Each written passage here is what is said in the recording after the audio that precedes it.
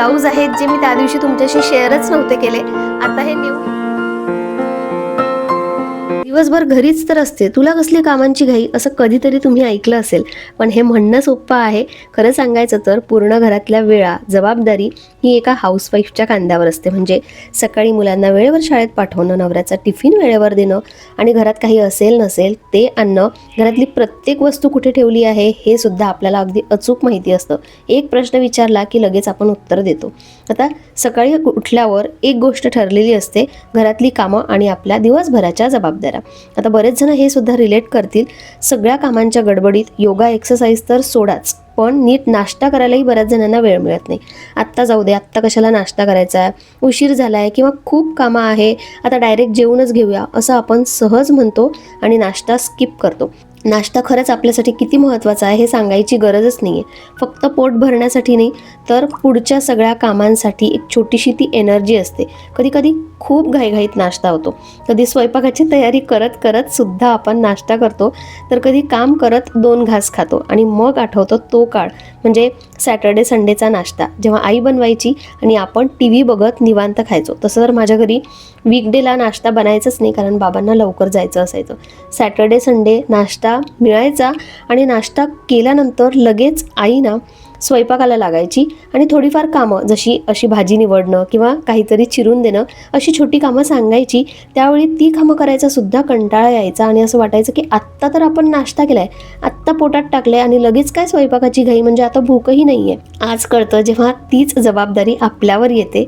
आणि खरंच ज्याच्यावर जबाबदारी येते ना त्याला माहिती असतं आपल्याला एकाच कामात अडकून राहायचं नसतं आणि स्वयंपाकाला वेळ लागणार आहे आपल्याला माहिती आहे. आणि म्हणूनही आपण आत्ता आईसारखंच करतो. म्हणजे नाश्ता झाला की लगेच जेवणाची तयारी, निवांत बसून नाश्ता, हसणं, गप्पा हे कधीतरी होतच नाही असं नाही, पण बऱ्यापैकी आपणही आईसारखंच करत असतो. म्हणून हाऊसवाईफला काहीच घाई नाही आहे किंवा वेळ पाडायची नाही आहे असं अजिबात नाही आहे. कुणाकुणाला असं वाटतं नक्की कमेंट करून सांगा. आता खूप दिवसापासून तुझी बाल्कनी छान आहे, तुझ्या बाल्कनीतले प्लांट्स दाखव.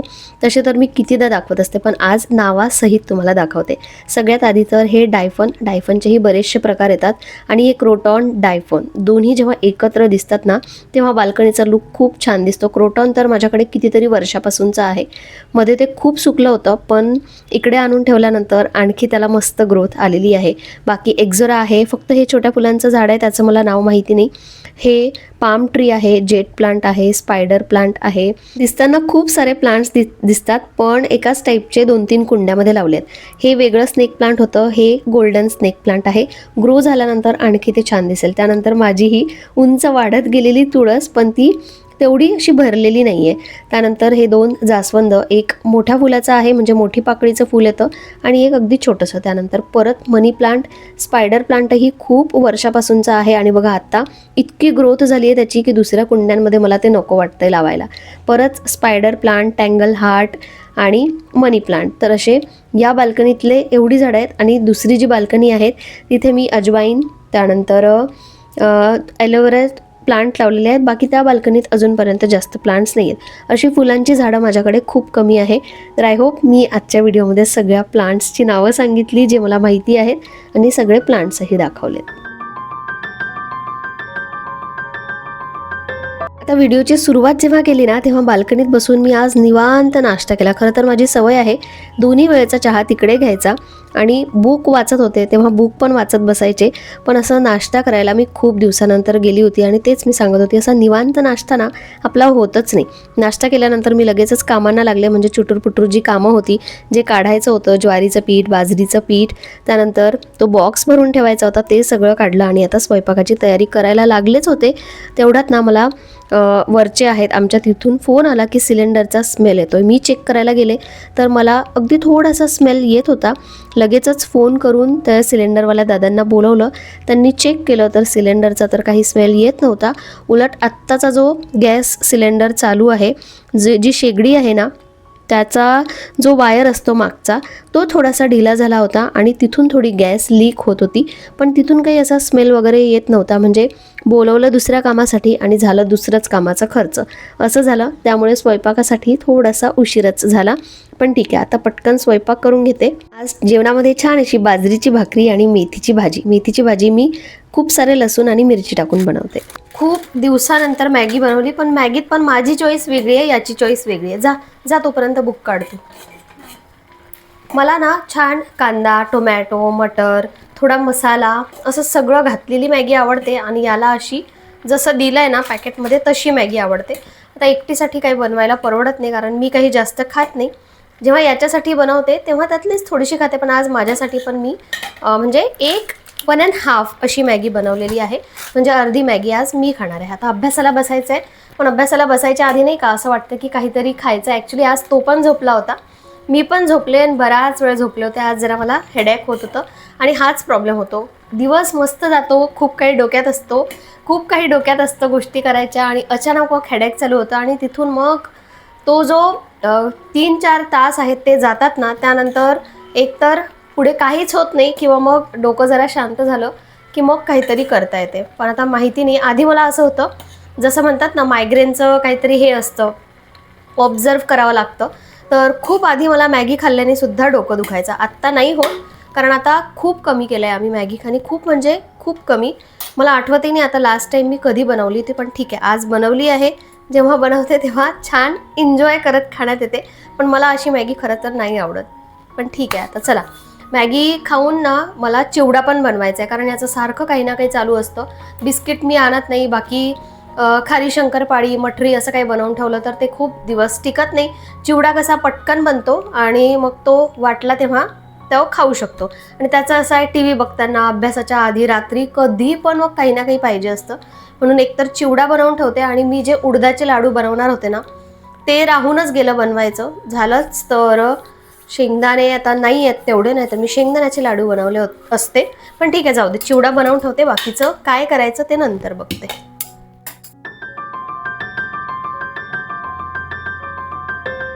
आता सकाळ संध्याकाळ बाल्कनीत चहा गेला. एनिवेज मला कधीही आवडतं, पण मला ना एक जागा आणखी खूप आवडते जी आत्ता माझ्या घरात नाही आहे. पण जेव्हा घराचं इंटेरियर चालू होतं ना तेव्हा ही एक जागा अशी होती की इथे थोडंसं आम्ही मॉडिफाय तेव्हा करू शकलो असतो, पण तेव्हा न्यू कन्स्ट्रक्शन असतं, तेव्हा काही तोडफोड इंटरनल करायची नसते. इंटरनल काय, बाहेर पण काही तोडफोड जास्त काही करू शकत नाही. अदरवाईज आमच्या इंटेरियरवाल्यांनी छान असं सजेशन दिलं होतं कारण ती जी चाइल्ड बेडरूम आहे ती थोडीशी पुढे आहे, म्हणजे त्याचा भाग ना असा इथून दिसतो थोडा पुढे. सो तिने आम्हाला सजेस्ट केलं होतं की इथे आपण तसा तो सिटिंग एरिया असतो ना, सिटिंग प्लेस असते ती इथे बनवायची आणि फक्त ही रेलिंग पुढे सरकवायची, बाकी काही असं तोडफोड नव्हतं. पण आत्ता असं वाटतंय की हे काम तेव्हाच केलं असतं तर परवडलं असतं. आता परत सोसायटीची परमिशन लागते, हे काम अलाऊ नसतं, इव्हन कुठलीच तोडफोड आता अलाऊ नाही आहे. हे कामात काम ॲटलिस्ट झालं तरी असतं. आणि मला ना जागा खूप आवडते, म्हणजे अशी विंडो, इथे सिटिंग अरेंजमेंट, बाहेर थोडेफार प्लांट्स हँगिंग असू देत किंवा ठेवलेले असू देत, जरी कुठला व्ह्यू नसेल ना तरी तिथे बसून इतकं छान वाटतं ना. जेव्हाही मी कोणाकडे जाते आणि अशी प्लेस दिसली की ती जागा काही माझी सुटत नाही, एवढी मला ती जागा आवडते. इन फ्युचर झालंच घरामध्ये काही बदल करायचा असला ना तर हे काम मी पहिले करून घेईल. थोडी मोकळी जागाही मिळते आणि छान वाटतं, म्हणजे तिथे माझं खूप सारं काम होऊन जाईल. आत्ता दुसरं एक ऑप्शन होतं की इथे ती सिटिंग प्लेस करून घ्यायची, पण इथे जर केली असती तर हा खालचा एरिया गेला असता, तिथे चेअर ठेवता आली नसती, असं बरेचसे म्हणजे झालं असतं. आणि ही जी स्पेस आम्हाला मिळाली आहे ती मिळाली नसती. अजूनही मला माझ्या घराबद्दल किती स्पेस आहे, कुठे राहते, एरिया किती आहे, हे सगळं विचारलं जातं. पण इतकेदा मी शेअर केले ना आता, पण काय होतं बरेच जण नवीन जोडले जातात, सो त्यांना मी कमेंटमध्ये उत्तर देते. अदरवाईज माझ्या घराबद्दल बरेचदा मी व्हिडिओ शेअर करत असते, तर त्यात एखाद्या वेळेस मी तुमच्या सगळ्या प्रश्नांची उत्तरं परत देईल. चहा घेते आणि शिवजयंतीपासूनचे मी माझ्या मैत्रिणीचे ब्लाऊज आणलेले आहेत. ते ब्लाऊज तिने मला आठवण दिली नाही आणि माझीही आठवण नाही आहे, तर ते ब्लाऊज काढते. ते मी माझ्या मैत्रिणीकडूनच आणलं होतं. शिवजयंतीला जे घातलं आहे ना पिंक कलरचं, ते मैत्रिणीच होतं. आणि त्याचसोबत आणखी सुद्धा ऑप्शन म्हणून दिले होते तिने मला, ते मी तुम्हाला दाखवते आधी. आणि त्यावरून माझ्या पण एक डोक्यात एक आयडिया आली आहे. सगळ्यात आधी तर चहा घेते, मग ते ब्लाऊज काढते आणि लगेचच्या लगेच नेऊन पण देते. आज सकाळी अगदी साधा मुरमुऱ्यांचा चिवडा बनवला होता आणि आता साधा पोह्यांचा चिवडा. त्यात शेंगदाणे पण नाही आहे, कढीपत्ता पण नाही आहे आणि तळलेले ते मक्याचे पोहे पण नाही आहेत. अगदी साधा मुरमुरे आणि पोह्यांचा चिवडा तयार होत होता. तोपर्यंत मी इथे पत्तागोबी आणि गाजर कट करून घेतलं. मला रात्रीची पण थोडीशी तयारी करून ठेवायची होती. आज जरा एक मस्त अशी हेल्दी डिश तुमच्याशी शेअर करते. तर हे काही ब्लाऊज आहेत जे मी त्या दिवशी तुमच्याशी शेअरच नव्हते केले. आता हे नेऊन द्यायचे आहेत, तर म्हटलं चला एकदा दाखवते. त्या दिवशी जी नऊवारी आणली होती त्याच्यावरचं ब्लाऊज मला काही झालं नव्हतं म्हणून मी ते आणलंच नव्हतं. आणि माझ्याकडे आहे पिंक कलरचे, पण त्यात निळा जांभळा असे कलर मिक्स होते जे त्या नऊवारीवर गेले नसते. सो माझ्या मैत्रिणीला एक कॉल केला, तिने माझ्यासाठी 3 ब्लाऊज पाठवले आणि हे परफेक्ट झालं होतं. मी साईडला फोटो शेअर करते. कुणालाच ओळखायला आलं नाही की हे त्या नऊवारीवरचं ब्लाऊज नव्हतं. मस्त प्लेन कलर आहे, सोबतच त्याच्यावर अशी डिझाईन पण आहे. आणि आणखी 2 ब्लाऊज, हे तर खूप हेवी आहे आणि हे पण पिंक कलरचं. तर मला हे ब्लाऊज पाहून ना असं वाटलं की माझ्याकडे अशा टाईपचे ब्लाऊजच नाही आहेत. तर 2 मिक्स कलर आहे, म्हणजे ब्लाऊज एक आणि इथे पट्टी असते जशी काठपदराची असेल किंवा आणखी कुठला कलर असेल तर त्याची पट्टी, आणि ती सेम त्याच साडीवर जाते, दुसऱ्या साडीवर काही जात नाही. हे एक ब्लाऊज आहे रेड कलरचं जे प्लेन आहे. हे तरी मी बऱ्याच याच्यावर घालू शकते आणि मला वाटतं की माझ्याजवळ ना असं थोडं कलेक्शन म्हणजे ॲटलिस्ट 2-3 तरी पाहिजे, जसं की ब्लॅक, गोल्डन, एक मल्टी कलरमधलं आणि एक येलोइशमधलं, कारण येलो कलरमध्ये आहेत माझ्याकडे व्हरायटीज साड्यांमध्ये. सो हे पण मस्त ब्लाउजेस आहे आणि रेडीमेडमध्ये पण खूप छान छान असं कलेक्शन मिळतं. पण तेच मला साईज होईल का किंवा साईज मोठा झाला तर ते ऑल्टर करा, हे सगळं माझ्या डोक्यात होतं म्हणून मी ते कधीच घेतले नाही. पण आता मी काही ऑर्डर करून बघते. हे सगळं बघून माझ्या ते डोक्यात आलं आणि ऑर्डर केले, आले की लगेच तुमच्याशी पण शेअर करेल. म्हणजे साडी जरी आपण नेसली ना त्यावर आपण त्या साडीवरचं ब्लाऊज न शिवता किंवा न घालता असं काहीतरी फॅन्सी थोडंसं हेवी ब्लाऊज घालू शकतो.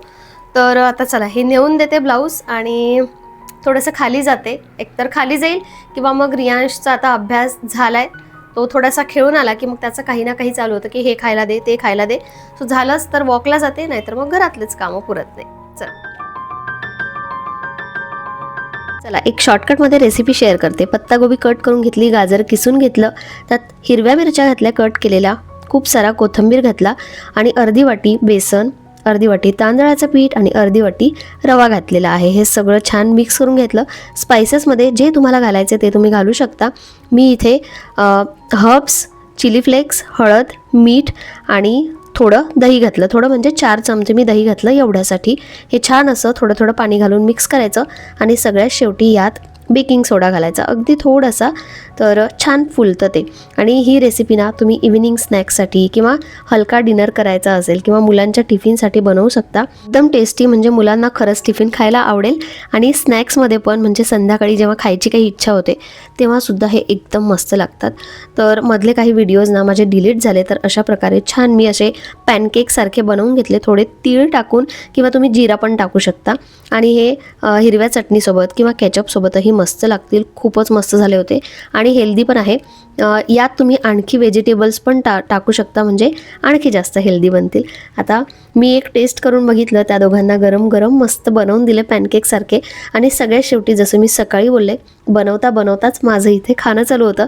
कारण आपल्याला गरम गरम खायचं असेल ना तर असं बनवताच म्हणजे खाता येतं. आणि ते जे म्हणतात ना बनवताना खाता येत नाही किंवा बनवताना खात नसते, ते काय माहिती कुणी सांगितलं आहे. पण जर आपल्याला गरम खायचं असेल तर आपल्याकडे हेच ऑप्शन आहे. असा गेला आजचा माझा दिवस आणि आजचा व्हिडिओ थोडा शॉर्टकटमध्ये संपवते. कसा वाटला नक्की सांगा आणि उद्या भेटूया परत एका छानशा नवीन व्हिडिओमध्ये. आता मी माझा जो एक छोटासा कॉर्नर आवरला होता ना तो सगळ्यात शेवटी तुम्हाला दाखवते आणि व्हिडिओ इथेच संपवते. चला बाय.